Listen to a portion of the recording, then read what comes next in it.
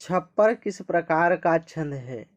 छप्पर option number C के साथ चला जाएगा भैया, अर्ध समवर्णिक छंद है। ठीक है, ऑप्शन नंबर सी आपका राइट आंसर बन जाएगा।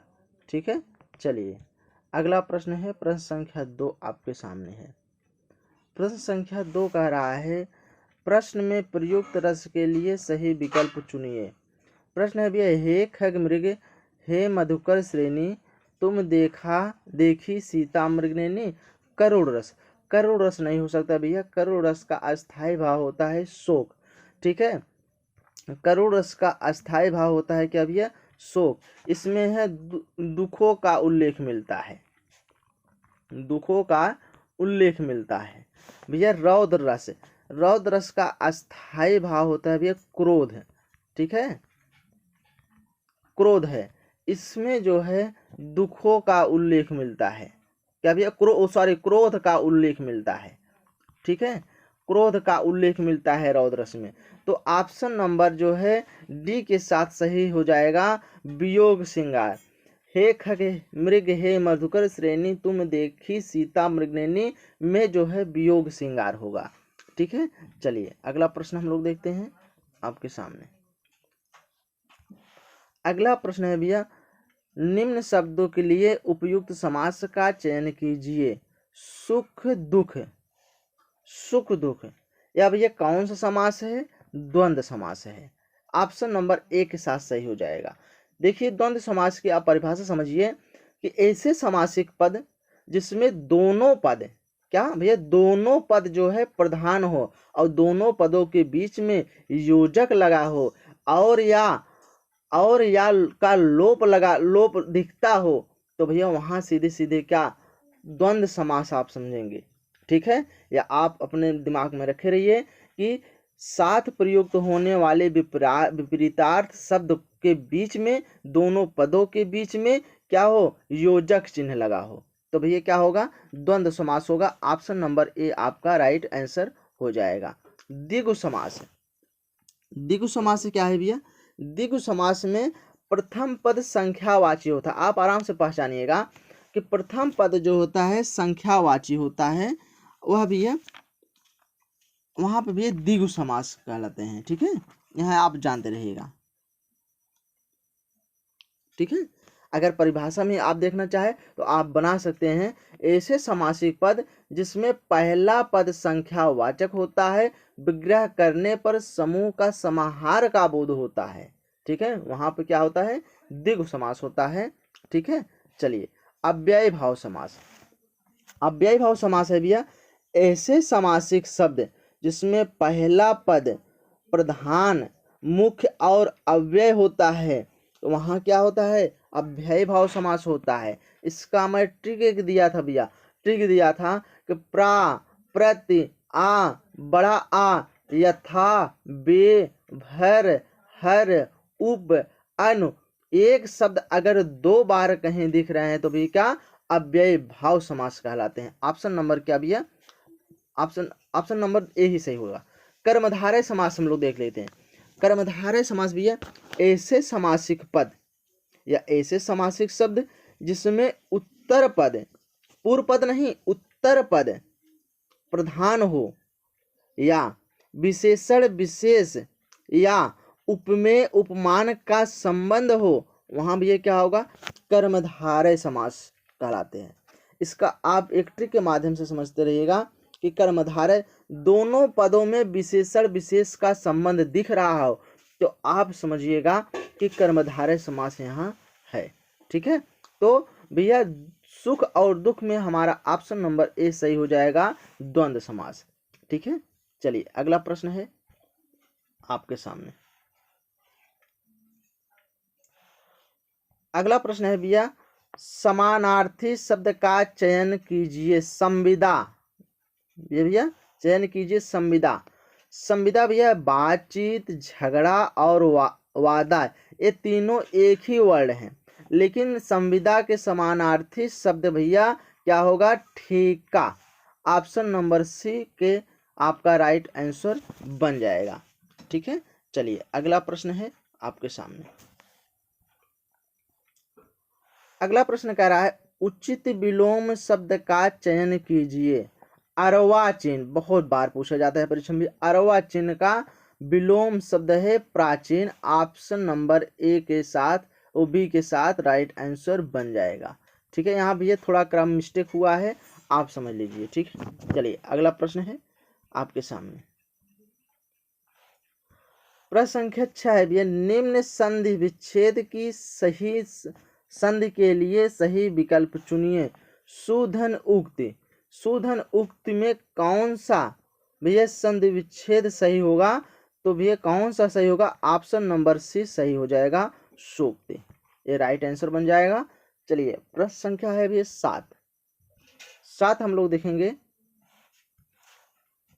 निम्न शब्द में प्रयुक्त प्रत्यय के लिए सही विकल्प चुनिए। मच्छरदानी, मच्छरदानी में कौन सा प्रत्यय लगा हुआ है?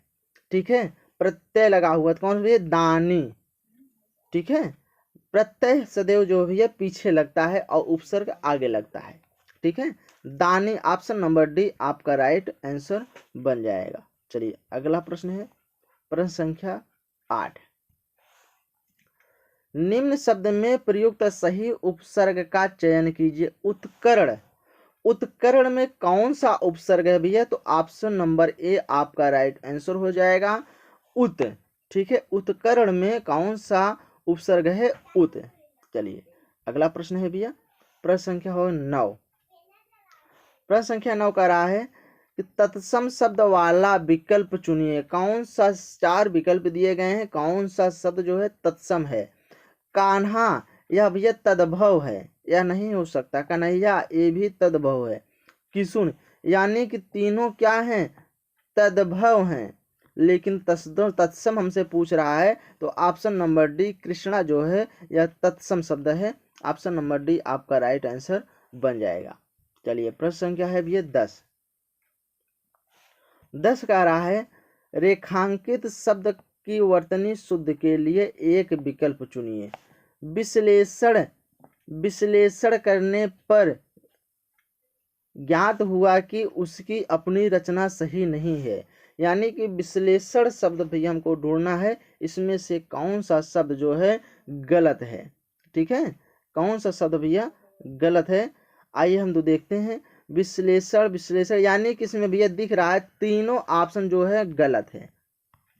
तीनों का चारों ऑप्शन गलत हैं। विश्लेषण भैया कैसे लिखा जाएगा? ऐसे लिखा जाएगा, विश्लेषण। ठीक है, यह भैया शुद्ध हो जाएगा, विश्लेषण।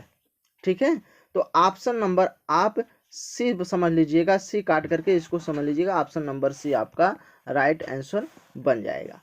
चलिए अगला प्रश्न है आपके सामने। अगला प्रश्न है भैया, रिक्त स्थान में सही विकल्प भरिए।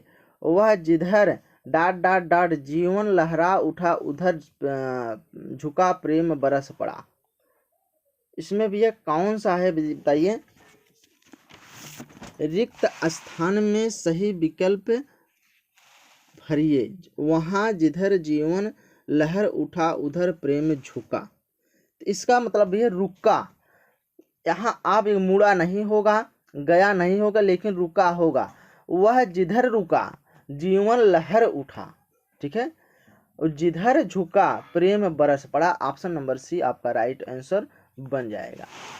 ठीक है, चलिए अगला प्रश्न है आपके सामने।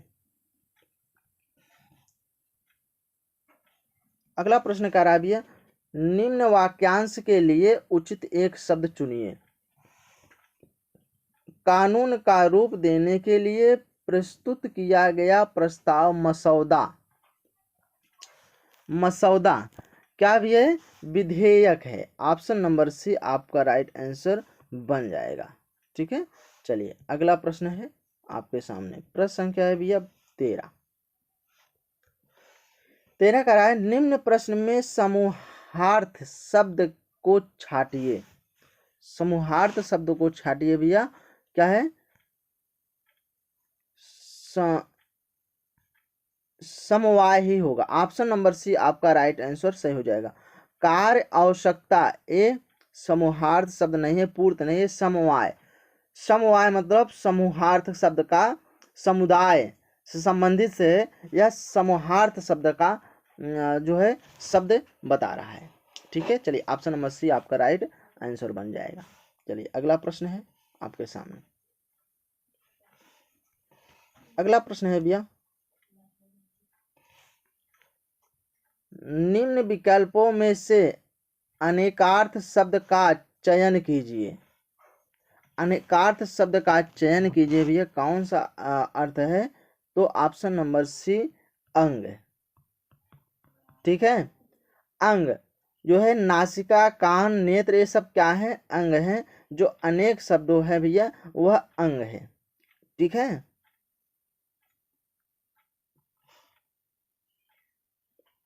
प्रश्न देखेंगे भैया एक बार फिर, निम्न विकल्पों में से अनेकार्थ शब्द का चयन कीजिए। ठीक है, अनेकार्थ शब्द का भी चयन क्या है भैया? यह एक अनेकार्थ शब्द है अंग का। ठीक है, चलिए ऑप्शन नंबर सी आपका राइट आंसर बन जाएगा। चलिए अगला प्रश्न है आपके सामने। अगला प्रश्न कह रहा है भैया, रिक्त स्थान की पूर्ति कीजिए, करत करत अभ्यास सो जड़मत होत सुजान। जड़मत होत, यहाँ सुजान लगा दीजिए, जड़मत होत सुजान ऑप्शन नंबर बी के साथ राइट आंसर बन जाएगा। चलिए अगला प्रश्न देखते हैं। बस दोस्तों आज यहीं तक। ऐसे ही वीडियो देखने के लिए दोस्त हमारे इस YouTube चैनल, आप अपने इस YouTube चैनल को आप जरूर सब्सक्राइब करिए और इस वीडियो को, इस सेशन को जितना हो सके उतना आप शेयर करिएगा, हर एक जन तक आप पहुंचाइएगा, हर एक भाई बहन स्टूडेंट के पास आप पहुंचाइएगा ताकि वो आसानी से इस वीडियो को देख सकें, पढ़ पाएँ। और वीडियो को जितना हो सके उतना आप लाइक और शेयर कमेंट जरूर करिएगा दोस्तों। बस अगला वीडियो कल ऐसे